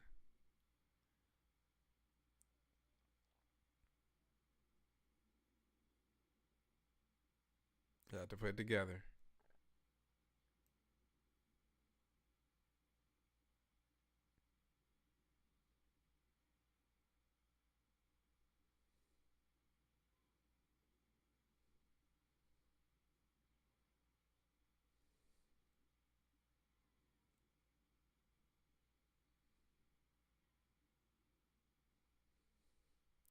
I love how when movies try to like have the whole trope of the super soldier in all the different ways. Like, oh, we're gonna have someone that's flammable. We're gonna have someone that's impenetrable. We have someone that has unbreakable skin.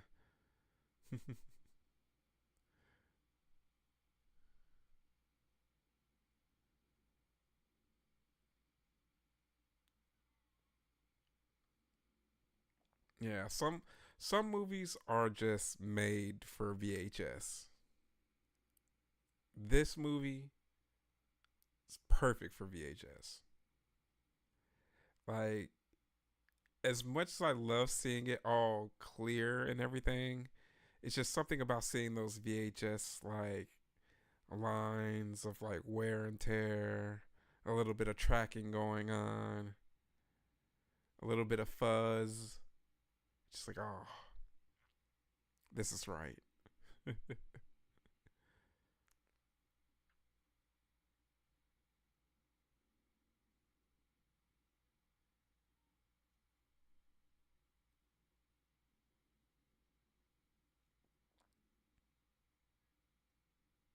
I swear my sister had that exact same answering machine.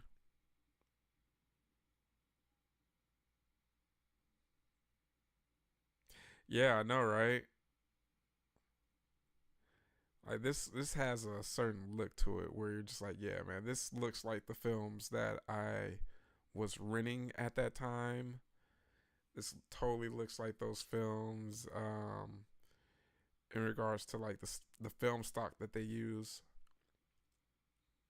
the the way they've decorated everything, the wardrobe is very apparent of that time.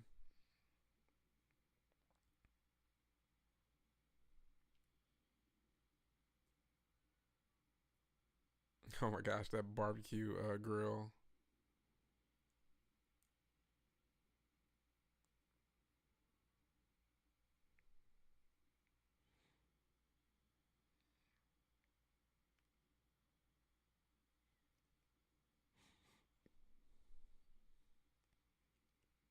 Buffer says, I will always rent VHS that had cool covers. I was just a kid though. Yeah, I mean, hey, there was just so much to choose from. We had to figure out a way to make those selections one way or the other. Sometimes it was the cover. Sometimes it may have been the pictures on the back. Um, there's just a lot of different methods in which people went by. Oh, right through the hand. Boop. Yep. The covering pics on the back for sure. Like mines. Like mines, y'all. And different video places will have different selections. Some would be a bit better than others. Some mom and pop spots, they were curated very well. Some places were very crappy. um, and there was no telling where you would find a rental spot. Like your rental spot could be, a gas station. It could have been in a gas station. It could have been in a grocery store. It could have been in a laundromat. You know, I've seen some really interesting places that were combined with a rental spot in my days. It was like the Wild West. I really missed that time though. Like, if we really knew what we had then.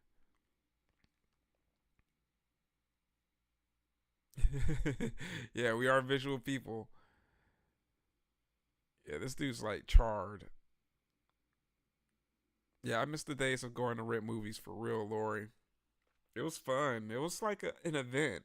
Like you really looked forward to it because you knew that, let's just say the weekend's coming up. You're like, all right, I know Friday after school, after work, I'm gonna go to Joe's rental, Joe's rentals, and pick out some stuff because I know he stays on top of getting the new movies. He's going to have, you know, plenty of the new releases, and that's fun. Like seriously, I used to love the times of just like being able to spend hours in there. Like like let's just say I have a mom that could spend all day shopping, so it wouldn't be uncommon for me to say, "Hey, just leave me here." Like one of my favorite shopping centers growing up, it had a Toys R Us and a Blockbuster and an arcade in the same shopping center. So while my mom's spending time going to shop at the shopping spots, I'm like, "Hey, there's three places here. You know where to find me." And this was during the times where you could have your mom go up to the front desk and just ask the PA, whoever, to get on the PA system and say your name so that you could come up to the front and go home. So I would just tell my mom, like, hey, just call my name on the PA system and I'll make my way up there. Yeah, it used to take like 45 minutes to pick a movie. Yeah, now it's like doing the same time for me to go through like Tubi. That's what me and it was so funny. Me and Ghostface were talking about that. Like she was like, it was such excuse me, such an intimidating thing to pick a selection. I'm like, yeah, that's how it definitely can be. Yep, yep. It's definitely the Fallout vibe.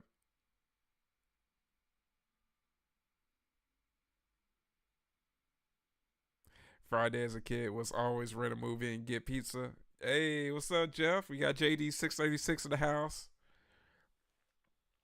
Those are the best times. You rent a couple of movies, maybe a video game, get some pizza. Oh man, mom would have like some popcorn and some extra snacks. Oh man, living like a king.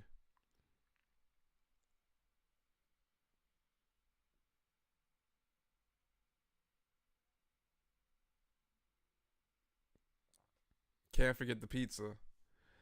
What are you guys' go-to pizza? Oh well, at least when you were kids, what was your go-to pizza order? And is it different from your go-to pizza order as an adult now, or is it the same? When I was a kid, I was just strictly sausage. Give me a sausage pizza, I'm good.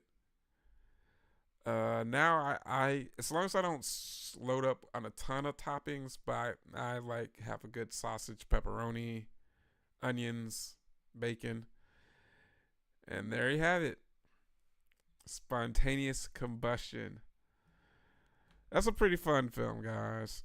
You, but you see what I mean on wishing that Toby could go full Toby. Yeah, it was a fun film though. Little Caesars pepperoni. Now I'll do whatever except pineapple. No pineapple. Definitely no pineapple. Supreme back then. Now just pepperoni or Italian sausage. I get that. Yeah, I try not to do too many slices unless it's doing something like a Chicago pie where it's just baked a bit differently. Yeah, it's a pretty good watch. It's especially something that I love to expose people to if they haven't seen it before. It's a pretty good one. You get Toby, Brad Dourif, you get a John Landis cameo. You get some pretty interesting fire effects. You know, they're not the best, but they're not the worst. Yeah, so I will say that, you know, if you're someone that enjoys Toby Hooper's filmography or Brad Dourif's filmography, you gotta at least see Spontaneous Combustion once. Yeah, not bad, right, Bumper? Yeah, I'm glad that you guys hung out with me tonight to check out the video. But, you know, the fun's not over yet. You know, of course, we are going to do tomorrow's disgraceful double features um, live watch party, which will be Blood Diner and Maximum Overdrive.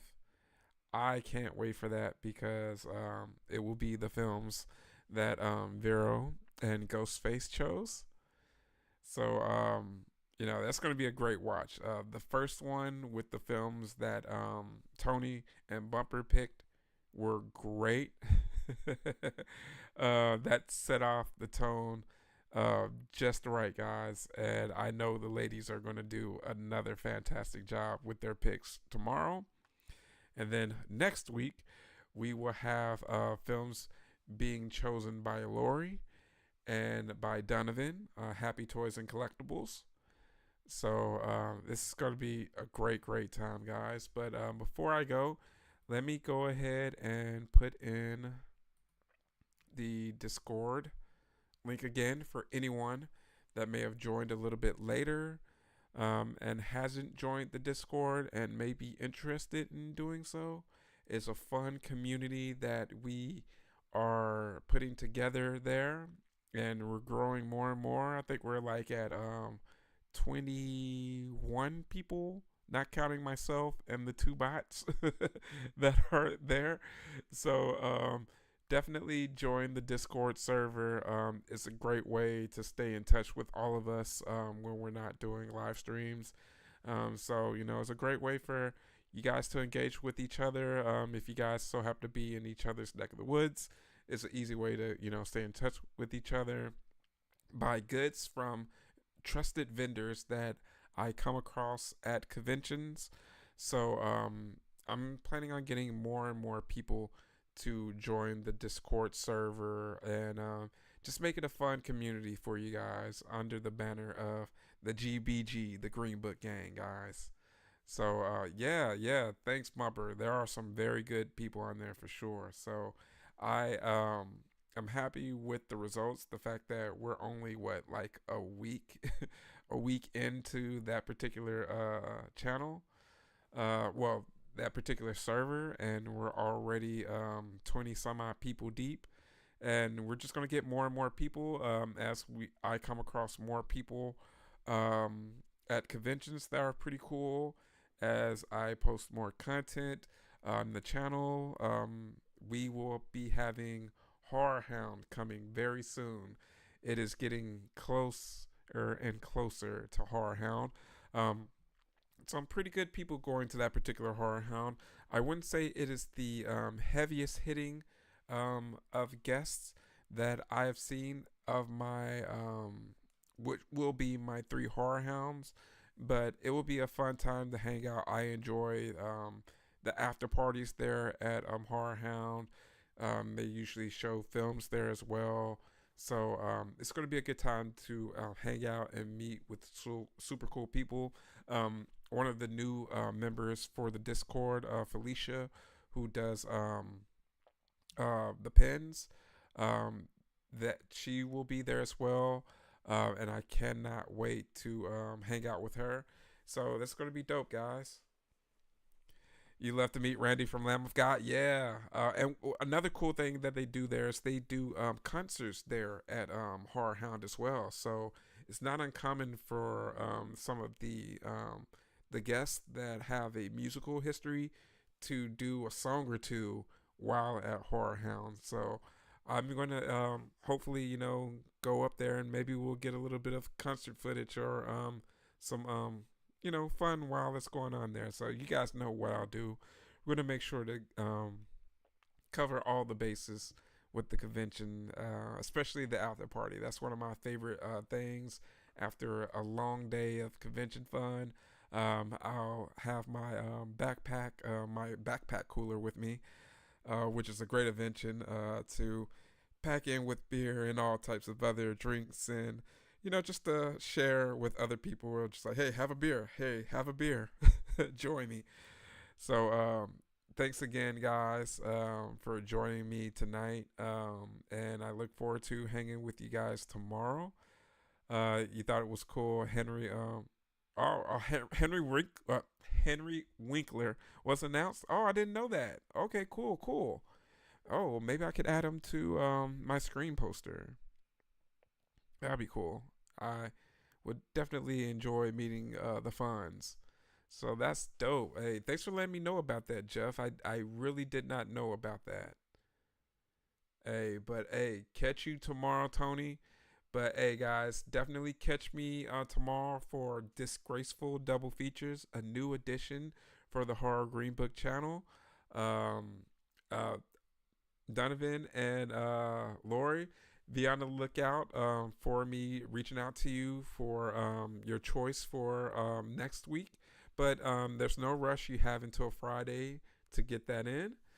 But travelers, again, I am Brendan with the Horror Green Book, signing off, letting you know that it is scary in those streets. So let me know that you made it home safely. Good night, travelers. Catch you tomorrow.